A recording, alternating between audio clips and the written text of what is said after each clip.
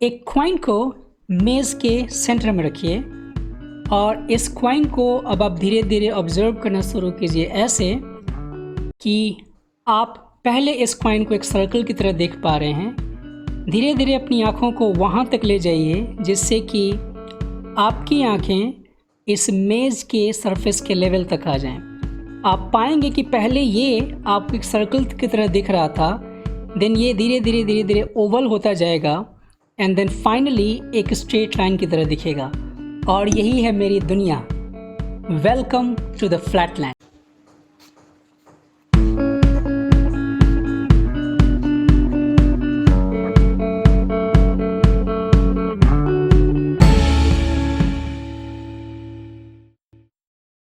Flatland, a romance with many dimensions, written by Edwin A. Bott। ये वो book है जिसके बारे में आज आपसे कुछ मैं शेयर करने वाला हूँ। ये बुक पब्लिश हुई थी 1884 में, आज से लगभग 150 वर्ष पूर्व। लेकिन तब से लेके आज तक यह बुक मैथमेटिकल वर्ल्ड को, मैथमेटिक्स को चाहने वालों को एंटरटेन करती आ रही है। ये मैथ फिक्शन है और इसमें एडविन ए बॉट ने 2 डायमेंशनल शेप्स को पर्सोनिफाई किया है। ये कहानी है एक स्क्वायर की जिसका नाम है ए स्क्वायर, और वो जिस लैंड में रहता है उसका नाम है फ्लैटलैंड, यानी कि 2 डायमेंशनल प्लेन। इस बुक में 2 पार्ट्स हैं।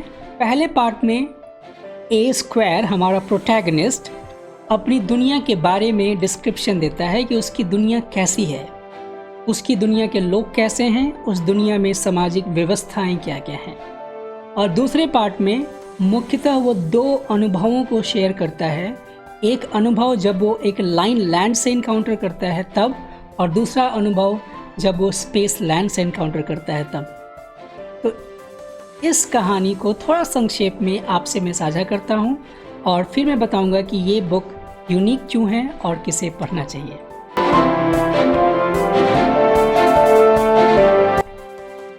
बुक के फर्स्ट पार्ट में जैसा कि ए स्क्वायर अपनी दुनिया के बारे में साझा करता है कि उसकी दुनिया कैसी है, उसकी दुनिया के लोग कैसे हैं। उसकी दुनिया में सूर्य नहीं है, चंद्रमा नहीं है और बरसात भी नहीं होती है। बरसात अगर होती भी है तो वो बिल्कुल ऊपर से नहीं होती है, वो केवल नॉर्थ डायरेक्शन से होती है, क्योंकि उसकी दुनिया केवल फ्लैट लैंड है, यानी कि वो 2 डायमेंशनल है। उसकी दुनिया में जो घर हैं वो पेंटागन की आकृति के हैं, और उस पेंटागन की आकृति वाले घर में 2 दरवाजे हैं। पहला दरवाज़ा है पुरुषों के लिए और दूसरा दरवाज़ा है महिलाओं के लिए। इसकी दुनिया के लोग हैं, वो लोग 2 डायमेंशनल शेप्स हैं। आइसोसेलेस ट्रायंगल, इक्विलेटरल ट्रायंगल, हर प्रकार के triangle, squares, rectangles, pentagons, heptagons, octagons, so on, और फाइनली सर्कल्स। ये सभी 2 डायमेंशन शेप्स इस दुनिया के लोगों को रिप्रेजेंट करता है। खासकर स्ट्रेट लाइन। स्ट्रेट लाइन एक महिला को रिप्रेजेंट करता है, और महिला को अपनी उपस्थिति बताने के लिए, अपने एग्जिस्टेंस को शो करने के लिए, अपने प्रेजेंस को बताने के लिए अपने रेयर एंड को हमेशा शेक करते रहना पड़ रहा है। ऐसा क्यों? बिकॉज आप कल्पना करके देखिए कि अगर कोई भी 2 dimensional shape other than straight line, जैसे कि स्क्वायर, ट्रायंगल, सर्कल्स, इसको अगर देखेंगे तो उसे एक बिंदु की तरह ट्रीट करेंगे, क्योंकि अगर उसको केवल यही पोर्शन दिखेगा so it will be a point. तो इस तरीके से अगर वो महिला है तो उसे ये बताना पड़ेगा कि मैं स्ट्रेट लाइन हूँ, और इसके लिए इसको अपने रेयर एंड को शेक करना पड़ता है। It is in fact a satire by our writer. उस काल में महिलाओं की जिस प्रकार से स्थिति हुआ करती थी, इसके ऊपर ये बहुत ही व्यंग्यात्मक चित्रण है। और भी कई व्यंग्यात्मक चित्रण हैं, जैसे कि आइसोसेलेस ट्रायंगल, जो 2 भुजाएं जिसकी बराबर होती हैं, वो लोअर क्लास को रिप्रेजेंट करते हैं, लेबर क्लास को या फिर सोल्जर्स को। इक्विलेटरल ट्रायंगल थोड़ा सा अपग्रेडेड वर्जन है आइसोसेलेस ट्रायंगल का, वो रिप्रेजेंट करते हैं ट्रेड्समैन को, यानी कि व्यापारियों को। जैसे जैसे भुजाओं की संख्या बढ़ती जाती है वैसे वैसे उनका क्लास और लेवल ऊपर होता जाता है। स्क्वायर नोबल पर्सन को रिप्रेजेंट करते हैं, और उसी तरीके से आगे बढ़ते बढ़ते बढ़ते अगर कोई सर्कल बन जाएगा तो सर्कल रिप्रेजेंट करेगा एक प्रीस्ट को, और इन्हीं प्रीस्ट के बनाए गए कानून के अंदर इस फ्लैटलैंड के प्राणी अपना बिहेवियर करते हैं और उसी कानून को पालन करके इस फ्लैटलैंड के निवासी रहा करते हैं। फ्लैटलैंड के पास कोई भी जो व्यक्ति है उसकी संतान के पास भुजाओं की संख्या अपने पिता से ज़्यादा होगी। जैसे अगर कोई ट्रायंगल है, उस ट्रायंगल का अगर कोई सन होता है तो उसकी भुजाओं की संख्या कितनी होगी? 4। दैट मीन्स वो स्क्वायर उस ट्रायंगल का सन होगा। कुछ और भी सटायर्स हैं कलर्स को लेके एंड सो ऑन, तो वो उन सब चीज़ों के बारे में डेप्थ में नहीं जाता हूँ। पहला पार्ट थोड़ा सा बोरिंग लग सकता है बिकॉज इसमें उस काल की 1884 में एक बुक लिखी गई है, तो उस काल की जो भी सामाजिक व्यवस्थाएं थीं, खासकर ब्रिटिश शासन के अधीन जितने भी देश थे उसमें जो भी सामाजिक व्यवस्थाएं थीं उसके बारे में एडविन ए एबॉट ने व्यंग्यात्मक चित्रण किया है। तो उसमें से बहुत सारी चीज़ें आज प्रासंगिक नहीं हैं, वो सारी ऑब्सोलीट हो गई हैं। अब बढ़ते हैं सेकेंड हाफ की तरफ, जो कि थोड़ा सा इंटरेस्टिंग है।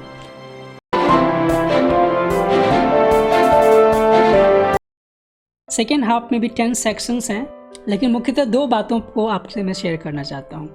हमारा प्रोटैगनिस्ट ए स्क्वायर एक ड्रीम में जाता है, और वो ड्रीम उसे आता है नई शताब्दी को शुरू होने से 2 दिन पहले।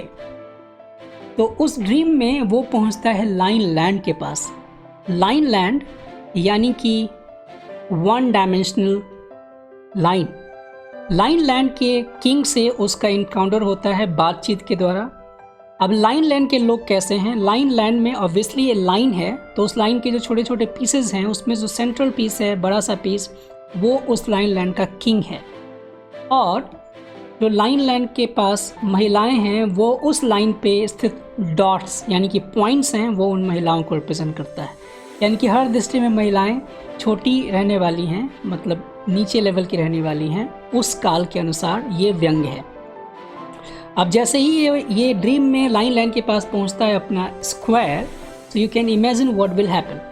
अब ये स्क्वायर चूँकि जिसकी आंखें यहाँ पे कॉर्नर में हैं और वो इस लाइन लैंड को देखता है, तो उसे ये लाइन तो सब कुछ दिखाई दे देता है, लेकिन ये लाइन इसको एक पॉइंट की तरह ही देख पाता है। बिकॉज आप कल्पना करके देखिए कि कोई अगर लाइन में स्थित होगा तो या तो केवल इधर देख पाएगा या फिर इधर देख पाएगा। उसके सामने अगर एक स्क्वायर पहुंच जाए तो वो उसको स्क्वायर की तरह नहीं देख पाएगा। तो अब इस ए स्क्वायर हमारे प्रोटैगनिस्ट के पास एक चैलेंज आता है कि वो इस लाइन लैंड के किंग को कन्विंस कर सके कि आप जिस लाइन लैंड में रहते हो उससे बाहर की भी दुनिया है, यानी कि 2 डायमेंशनल दुनिया है। और ये बहुत सारे डायलॉग्स और कन्वर्सेशन के बाद ये कन्विंस कर पाता है कि 2 डायमेंशनल प्लेन भी एग्जिस्ट करता है।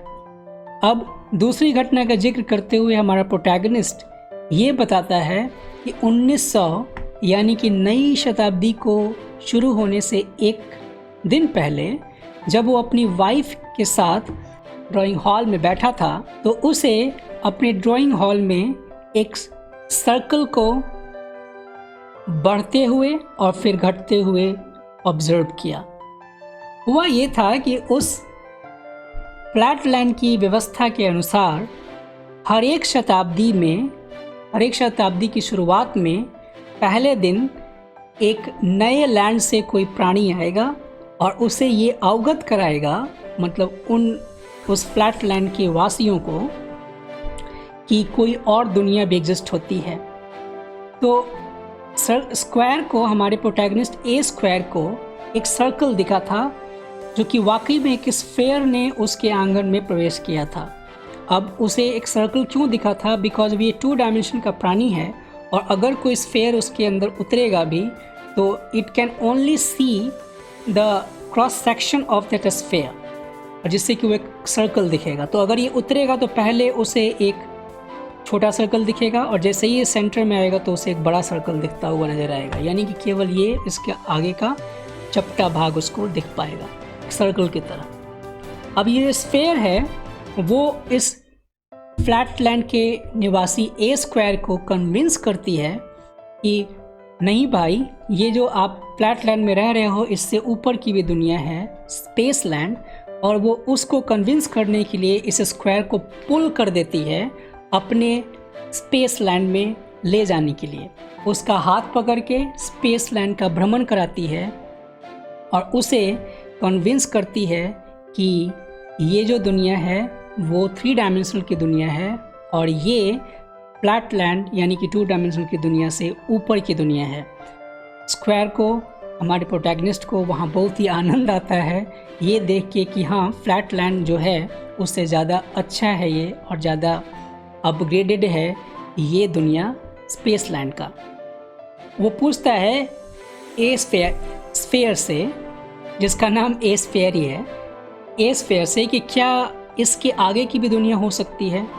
ए स्फीयर को फिर ये कन्विंस करना मुश्किल हो जाता है क्योंकि इसे फिर 4 डायमेंशन के बारे में नहीं पता है। और इस बुक के जो जरिए एडविन ए एबॉट ने यही संदेश दिया है कि हम प्राणी जो इस 3 डायमेंशनल स्पेस में रहते हैं पृथ्वी पे, हम केवल 3 डायमेंशनल स्पेस को ही अपना संसार मानते हैं, जबकि 4th डायमेंशन भी एग्जिस्ट करता है। ये बुक लिखी गई 1884 में। आप कल्पना करके देखिए कि इसे यूनिक बनाने वाले कौन कौन से कारण हो सकते हैं।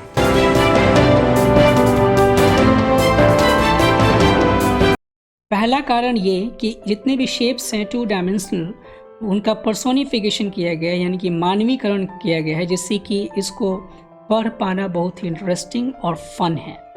दूसरा कारण, उस सामाजिक व्यवस्था के ऊपर मैथमेटिक्स फिक्शन के द्वारा व्यंग करना आप समझ सकते हो कितना कठिन हो सकता है। तीसरा कारण, जैसे एक स्क्वायर को यहाँ पे 3 डायमेंशन को कंसीव करना, उसे समझ पाना मुश्किल हो रहा था, जैसे एक लाइन लैंड के किंग को 2 डायमेंशन को समझ पाना, कंसीव करना मुश्किल हो रहा था, वैसे ही उस काल में मैथमेटिशियंस को 4 डायमेंशन को कन्विंस करना मुश्किल हो रहा था। और इस तरीके से ये इस बात का संकेत देते हैं इस बुक के माध्यम से कि 4th डायमेंशन एग्जिस्ट हो रहा है। अब हालांकि हम बिल्कुल 150 साल आगे हैं, तो हमारे पास नई नई टेक्नोलॉजीज़ हैं, नए नए टेक्निक्स हैं 4th डायमेंशन को देख पाने के लिए। आप सोच के देखिए कि 150 साल पहले हमारे पास उस तरीके की विकसित टेक्निक्स या टेक्नोलॉजीज़ नहीं थी जिससे हम 4th डायमेंशन को अच्छी तरीके से देख पाएँ या फिर उसको समझ पाएँ। इवन 3 डायमेंशन को भी हैंड से ड्रॉ करना पड़ता था और उसे भी समझाना थोड़ा सा मुश्किल ही प्रतीत होता था। तो ये सब बातें इस बुक को यूनिक बनाती हैं। अब बात आती है कि ये बुक कौन कौन पढ़ सकता है।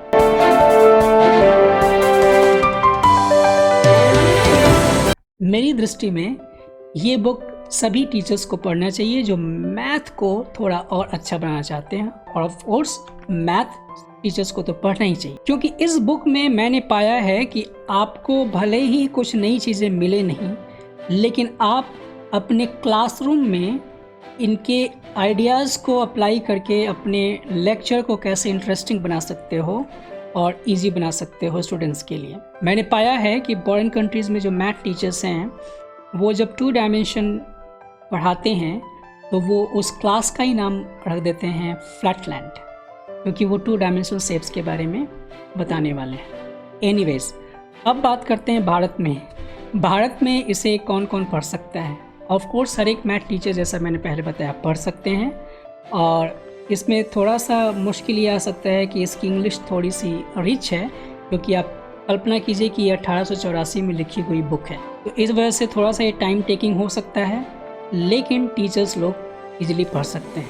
स्टूडेंट्स ऑफ कोर्स जो अंडर ग्रेजुएट स्टूडेंट हैं, जिनके पास टाइम है, जो मैथ ऑनर्स वगैरह कर रहे हैं, वो आराम से इसको पढ़ सकते हैं। इंग्लिश भी इम्प्रूव हो जाएगी, कुछ सेक्शंस आप छोड़ सकते हो, लेकिन आप इसको आराम से पढ़ सकते हो। 11th-12th क्लास के स्टूडेंट इसको नहीं पढ़ें तो ज़्यादा बेटर रहेगा, बिकॉज इसको पढ़ने में उनको टाइम लगेगा, उनके लिए इस फ्लैटलैंड के ऊपर वीडियोज़ भी अवेलेबल है, TEDx ने बनाया है, तो उस वीडियो को आपको जाके देख लेना चाहिए अगर आप इंटरेस्टेड हैं तो।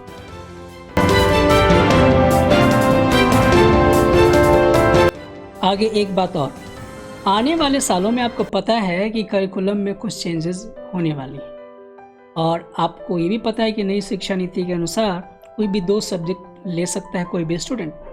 सपोज कीजिए कोई स्टूडेंट लिटरेचर को और मैथ को दोनों को एक साथ उतने ही अच्छे तरीके से पसंद करता है, तो उन सब स्टूडेंट्स के लिए जो इंग्लिश भी उतना ही पसंद करते हैं जितना मैथ, इसके जैसी बुक उपयोगी साबित हो सकती हैं। इसमें लिटरेचर भी है और मैथ भी है, तो इसके जैसे बहुत सारी बुक्स हैं, उन पे भी मैं बारी बारी से आगे की सीरीज़ में डिस्कस करता रहूँगा।